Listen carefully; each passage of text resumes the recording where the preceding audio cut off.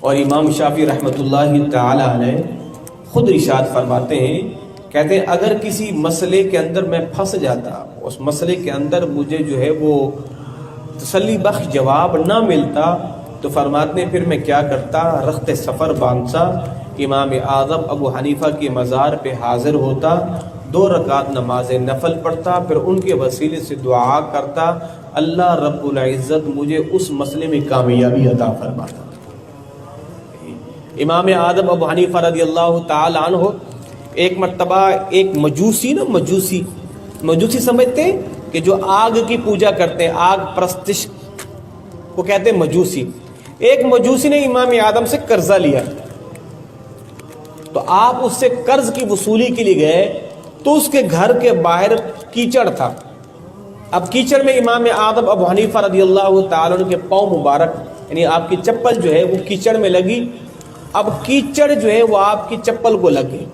اب امام اعظم اپنی چپل سے کیچڑ صاف کر رہے ہیں، اتنے میں وہ کیچڑ چپل سے اس مجوسی کی دیوار پہ جا کے لگ گئی۔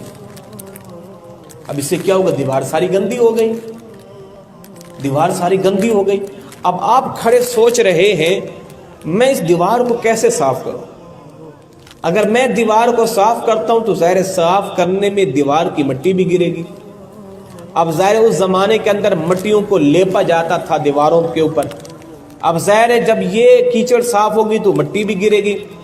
اب اس طرح تو میں نے اس کی دیوار کی مٹی کو کھرچ دیا ہے، اب یہ میرے لیے جائز ہی نہیں ہے۔ اب کھڑے سوچ رہے ہیں، اتنے میں وہ مجوسی باہر آ گیا۔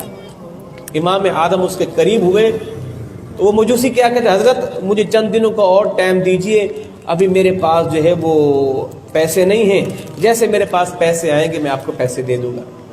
آپ نے فرمایا میاں پیسوں کی بات بعد میں کریں گے، یہ بتاؤ تمہاری دیوار پہ یہ کیچڑ لگی ہے میرے سے، اب اس کو میں نے صاف کرنا ہے تو صاف کروں تو کیسے کروں، اس کو میں صاف کروں تو کیسے کروں؟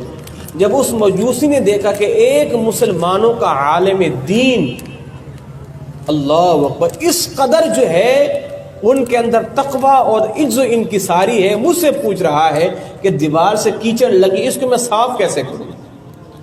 پھر وہ مجوسی کیا کہتا ہے، حضرت رہنے دیجئے، دیوار کی کیچڑ بعد میں اتاریے گا، پہلے من کی کیچڑ اتار کے مسلمان کر دیجیے۔